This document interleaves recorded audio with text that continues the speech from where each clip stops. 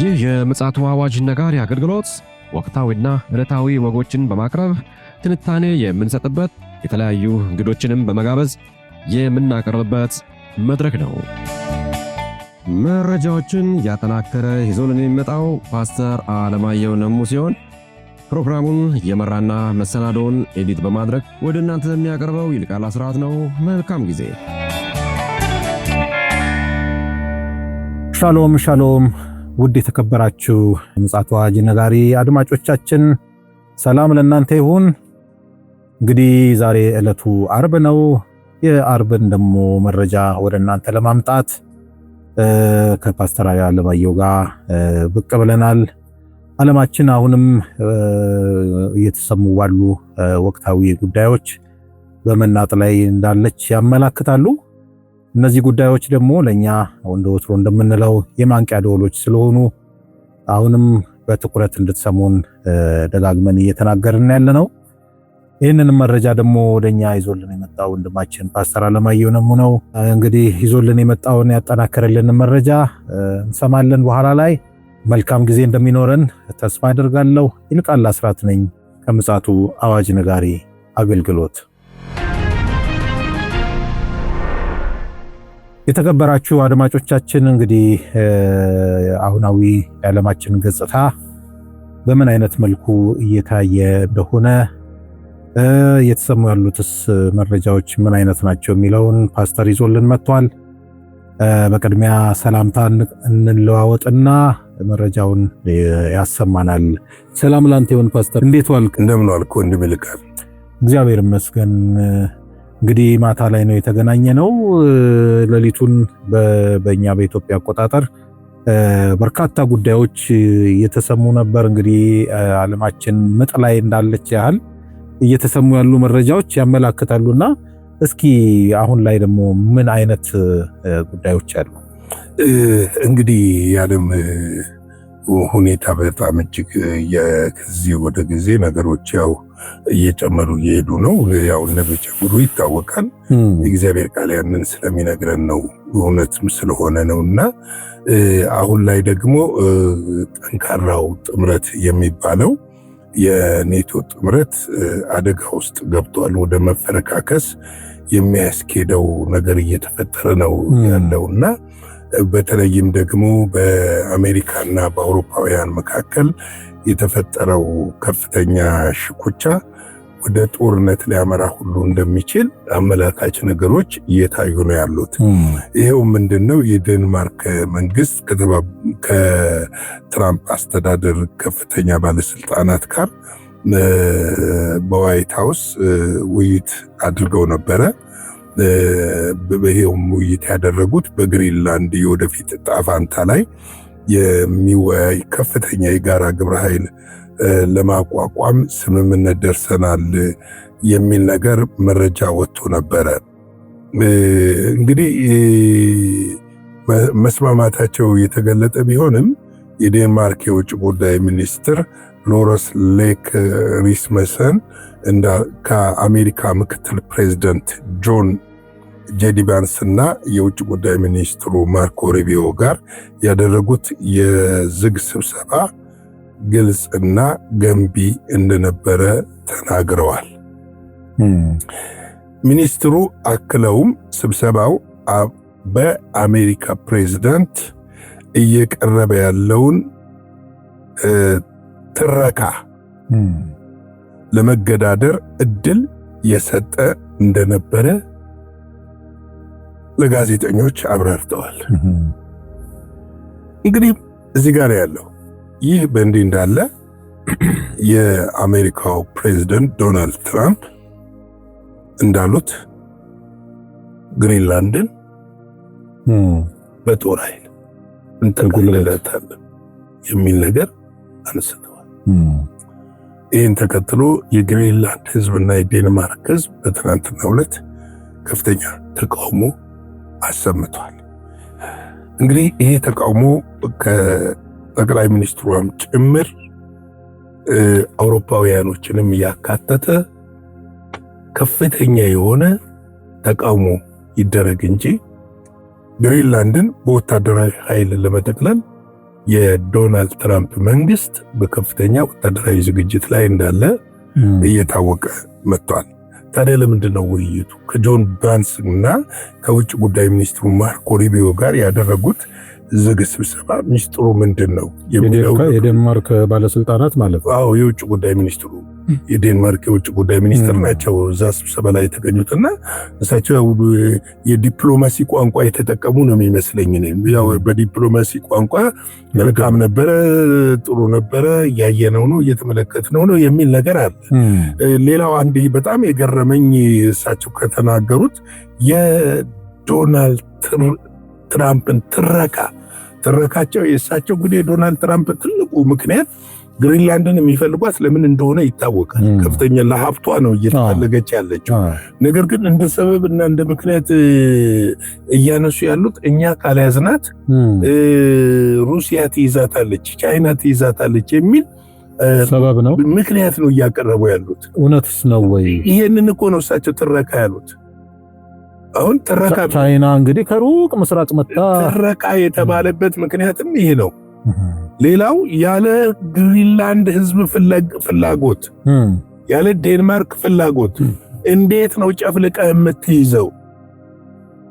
የነዚህ ህዝብ ፍላጎትስ የመጨፍለቅ ሁኔታ እውነት አሜሪካ ዲሞክራት ሀገር እንዳልሆነች እያሳየች ያለችውበት ሁኔታ ነው። አሁን ላይ ከምታየው ነገር ከምትመለከተው ነገር አሜሪካኖች ጉልበት የቀኝ አገዛዝን ስርዓት የኮሎኒያሊዝም ስርዓት እያመጡት እንደሆነ የሚያመለክት ነገር ታያለ። ይህም ብቻ አይደለም። ዶናልድ ትራምፕ እኮ በትናንትናው ዕለት ካናዳንም እንጠቀልላታለን ብለው እንደገና መጀመሪያ በተመረጡ ጊዜ የዛሬ ዓመት ገደማ ያነሱት የነበረውን ሐሳብ አጠንጥነው አምጥተዋታል። 52ኛ ስቴታችን ትሆናለች ያሉት አጠንጥነው አምጥተውታልና ይሄ ሁኔታ ባለበት ነው። ይሁን እንጂ ይሄ ሁኔታ ባለበት ዴንማርክ ከፍተኛ ወታደራዊ ዝግጅት እያደረገች ነው ያለችው። ስዊድን ወታደሮቿን ወደዛ እንደምትልክ አስታውቃለች። የአውሮፓ ሀገሮች ወታደሮቻቸውን ወደዛ ለመላክ ዝግጅት እያደረጉ ነው። የዴንማርክ አየር ማረፊያና ወታደራዊ ኤርፖርቶች መንደርደሪያዎች ከአውሮፓ ለሚመጡ ተዋጊ ጀቶችና ወታደሮች የጦር መሳሪያዎች ምቹ ሁኔታ እየፈጠሩ ነው ያሉት።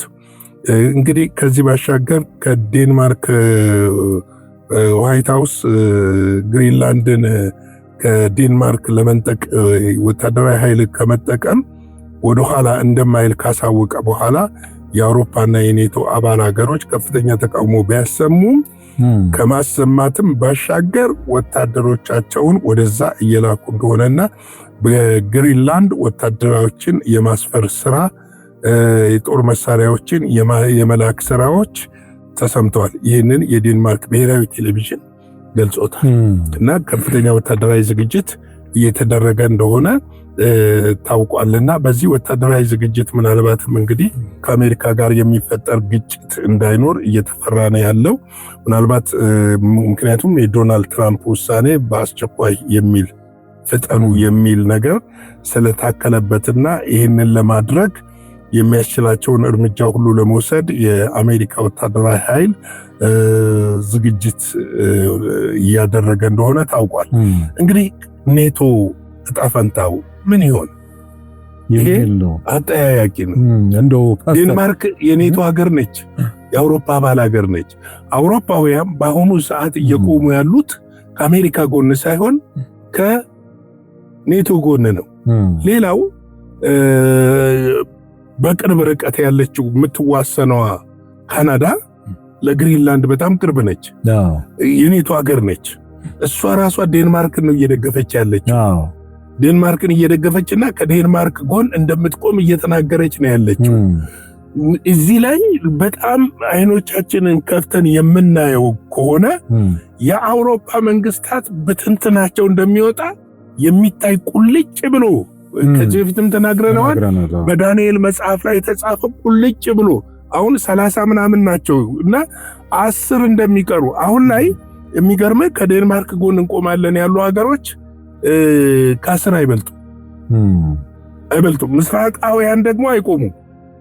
እንደው ፓስተር በጣም የሚያስገርም ነገር ነው እየሆነ ያለውና እኔ በጣም ገርሞኛል። ምናልባት ያው እንግዲህ አንተም ብዙ ጊዜ ትላለህ ፖለቲካ ጌም ነው እና አሁን ትኩረትና ወደዚህኛው ሽፍት እያደረገ ነው ያለው ማለት ነው። ከአሁን አብዛኛው ትኩረት የአውሮፓም የአሜሪካንም ትኩረት የነበረው ዩክሬንና ሩሲያ ላይ ነበር። አሁን ደግሞ ተገለበጠና ወደ ዴንማርክ ሽፍት አድርጎ ዩክሬን ተረሳች። ይሄ ደግሞ ለማን ነው ምቹ እየሆነ ያለው? ለሩሲያ ምቹ መደላደል የሆነ ይመስለኛል። እና ይሄ ነገር እንዴት ነው ሊታይ የሚችለው? ምናልባት አውሮፓውያኖች ከአሜሪካ ጋር የሚዋጉ ከሆነ አሜሪካ ሩሲያን ወደ መደገፍ ትመጣለች፣ ጠላትነቱ ይቀርና። ምክንያቱም የአውሮፓ ሀገሮችን ለማዳከም ስትራቴጂክ መንገድ አድርጋ እስካሁን እኔ ነኝ ራሽያን ያስኩላችሁ የሚል ነገር ይመጣል። ናችሁ ብላ ልትለቅባቸው ትችላለች የሚል ስጋት አለ። ሌላው አሜሪካ ስትራቴጂዋ ምንድነው ብለህ ስትመለከተው ከፍተኛውን የእርዝ ማዕድን የምታገኘው ከቻይና ነው። ቻይና አንድ ቀን ድንገት ተነስታ ሁሉን ነገር ባለፈው እንዳቆመችው ብታቆምና ፊቷን ብታዞር አሜሪካ ውሃ ነው የሚበላት የሳተላይቶች። ስለዚህ ፕላን ቢ መዘጋጀት አለበት። ፕላን ቢ ደግሞ ስታይ በእርዝ ማዕድን የበለጸገችው ግሪንላንድ ነች። በነዳጅ ዘይት የበለጸገችው ሀገር ግሪንላንድ ነች። ግሪንላንድ የአሜሪካ በምንም አንደኛ ህዝቡ ትንሽ ነው፣ 50 ምናምን ሺህ ህዝብ ነው እዛ ያለውና ከአውሮፓውያንም ከዴንማርክም እጅ ፈልቅቆ አውጥቶ ማስገባትና እዛ ላይ ይህንን የእርዝ ማዕድን ለማውጣት ረጅም ጊዜ ይፈጃል ነው የሚባለው። ቢያንስ ከ2 እስከ 3 ዓመት ሊፈጅ ስለሚችል እነዚህን ማሽኖችን ተክሎ ያንን ማዕድን አውጥቶ ግብአትነት ለማቅረብ ያስፈልጋል የሚል ነገር አለ። ከዚህ አንጻር አሁን እነሱ እየሄዱበት ያሉት ስትራቴጂ እዚህ ጋር ያለው ወዳጄ ቢንጫጫና ቢያኮርፍ ይሻላል፣ ነገ የአሜሪካ ኢኮኖሚ አፈር ድሜ ከሚበላ የሚል ይመስላል። የአሜሪካን ኢኮኖሚ እኮ አፈር ቢበላና አሜሪካን ደካማ ሀገር ብትሆን እኮ ተጎጂዋ እኮ አውሮፓ ናት። አውሮፓውያን አሁን ደግሞ ምን መሰለ የሉዓላዊነት ጉዳይ ነው፣ የህልውና ጉዳይ ነው። ይሄን ስንልህ በዚህ ከጀርባ የሚሰራ የጨለማው ስራ እንዳለ ደግሞ አስብ። የነዚህ አገሮች መበታተን ይፈለጋል፣ ኃይላቸውን ማጣት ይፈለጋል። በእርግጥ አሁንም ቢሆን አውሮፓ እየተዳከመ የመጣ ሀገር ነው። አውሮፓ እኮ ምንም አሁን ላይ በኢኮኖሚ ብትለው በምንም ብትለው እየተዳከሙ የመጡ ሀገሮች ናቸው። በተለይም ደግሞ የዩክሬን ሩሲያ ጦርነት ከተነሳ በኋላ ከፍተኛ የነዳጅ ፍጆታቸውን የሚያገኙት ከተለያየ ሀገር ነው። ያም ደግሞ በውድ ነው የሚገዙት። ይሄ ደግሞ ኢኮኖሚያቸው ላይ ጫና አድርጓል። ስለዚህ እኔ አሁን እነ ጀርመን ምናምን ስትመለከት ወደ ሩሲያ የሚያደሉ ይመስለኛል። ሄደው ስፔን አሁን ጀርመን የመሳሰሉ ሀገሮች መጽሐፉም ስለሚናገር ፈረንሳይ፣ ጀርመንና ስፔን ጎሜር ተርሴስ የመሳሰሉት ሀገሮች እንግዲህ ጎሜር ጀርመን ነው፣ ተርሴስ ስፔን ነች። እና እነዚህ ሀገሮች ወደዛ የሚሄዱ ይመስለኛል። መጽሐፉ እንግዲህ ምናልባት መበታተኑ የሚመጣው ከዚህ አንጻር ሊሆን ይችላል የሚል ግምት አለኝ። እንግዲህ አሁን ያለው የዓለም ሁኔታ ስትመለከተው በጣም እየከረረ የመጣ ነው። ወታደር እስከ ማስፈር ድረስ፣ መሳሪያ እስከ መላክ ድረስ ገብቷል። ወደ ግሪንላንድ ከተጀመረ ጦር እስከ ማጓጓዝ ከተጀመረ በሁለቱ በአሜሪካና በአውሮፓ መካከል ያለው ነገር እየሻከረ መጥቷል ማለት ነው። ወደዚህ ደረጃ እየሻከረ መጥቷል ማለት ነው። እየሻከረ ከመጣ ደግሞ ድንገት ደግሞ አሜሪካ ይህንን ቦታ በወረራ የምትወስድ ከሆነ ወረራ የምታደርግ ከሆነ ግጭት ከተፈጠረ የዲፕሎማሲ ልዩነቱ ብቻ ሳይሆን የፖለቲካም ልዩነት ብቻ ሳይሆን አጠቃላይ የኢኮኖሚ የወታደራዊ ልዩነትም እየተፈጠረ ይመጣል ማለት ነው። እንግዲህ ውድ አድማጮቻችን በዚህ በቀን ዘገባችን ላይ ይህንን የመሰለ ለእናንተ ማቅረብ ችለናል። እንግዲህ የሚያመለክተን በመጽሐፍ ውስጥ የተጻፈውን የእግዚአብሔርን እውነት እያየን በአካል እያየን በምድር ላይ እያየን ያለ ነው። የዛሬ 2000 ዓመት ገደማ በላይ የተጻፈውን ዛሬ በምድር ላይ ማየት እንዴት የሚያስደንቅ ነገርና የእግዚአብሔር ቃል እውነትና የታመነ እንደሆነ እንድንረዳ ይረዳናል ማለት ይችላለሁ። እንግዲህ ለዚህ የኛ ምላሽ ደግሞ ከእግዚአብሔር ጋር ህብረት ማድረግንና መጸለይን በዓለም ላይ የተፈጠረው ነገር እያንዳንዱ ነገር በእያንዳንዱ ሀገር ላይ የራሱ የሆነ ተጽዕኖ በዓለም ላይ ያመጣል። ከዛ ተጽዕኖ ውጭ ልንሆንም አንችልም። ነገር ግን ያንን ተጽዕኖ ተግዳሮት ልናሸንፍ የምንችለው ስንጸልይና የእግዚአብሔርን ፊት ስንፈልግ፣ እግዚአብሔር ደግሞ በዛ ውስጥ አሻግረን ማየት ስንችል እግዚአብሔር ማንኛውም ነገር ውስጥ ያሻግረናል ብለን ስናምን የእግዚአብሔር ሐሳብ በእኛ ህይወት ይፈጸማል ማለት ነው። ስለዚህ ለቀን ያለኝ መረጃ ይሄ ነው። ምሽት ላይ በሌላ መረጃ እንገናኛለን። የእግዚአብሔር ጸጋ መረጃና ከሁላችሁ ጋር ይሁን። ይሻለው። እግዚአብሔር አብስቶ ይባርክ ፓስተር። አዎ እንግዲህ ዓለማችን ከምን ጊዜውም በላይ በውጥረት ውስጥ እየተገኘች ትገኛለች። ነገር ግን የኛ አካሄድ በትክክለኛው መስመር ውስጥ እንዲገባ ካልሆነ መጪው ጊዜ በጣም አስፈሪ እንደሚሆን ሁላችንም መረዳት መቻል አለብን። የአውሬው ዘመነ መንግስት እየተቃረበን የመጣው በዛው ልክ ደግሞ በአንጻሩ የክርስቶስ ኢየሱስ ዳግም መምጣትም እንዲሁ በመፋጠን ላይ ይገኛልና ዝግጁነታችንን ሁል ጊዜ አጠናክረን መቀጠል እንዳለብን፣ መዘናጋት እንደሌለብን አበክረን ማስገንዘብ እንወዳለን። እኛም እንግዲህ በየዕለቱ እናንተን የሚያነቁ መረጃዎች እያመጣን እንገኛለን። እናንተም ደግሞ ተሳታፊ ሆኑ። ሐሳቦቻችሁን በመልእክት ሳጥን ውስጥ በማስቀመጥ ግንዛቤያችሁንም ጭምር እንድታሰፉ አሁንም እናሳስባለን። ላይክ ሼርም በማድረግ ደግሞ ተባባሪ ሁኑ። ሰብስክራይብን በማድረግ በየዕለቱ ወደ እናንተ የምንለቀው መረጃ በጊዜ እናንተ ጋር እንዲመጣ ሰብስክራይብ አድርጉ በማለት የዛሬው እንግዲህ የቀኑ መረጃችንን በዚህ እንደመድማለን። ምሽት ላይ ደግሞ በሌላ መረጃ ደግሞ ተመልሰን እንመጣለን። መልካም ጊዜ ይሁንላችሁ። ሻሎም። ለዛሬ ይዘን የመጣነው ወቅታዊ መረጃ ይህንን ይመስል ነበረ። በሌላ ጊዜ በሌላ መሰናዶ እስከምንገናኝ ሰላም ለእናንተ ይሁን።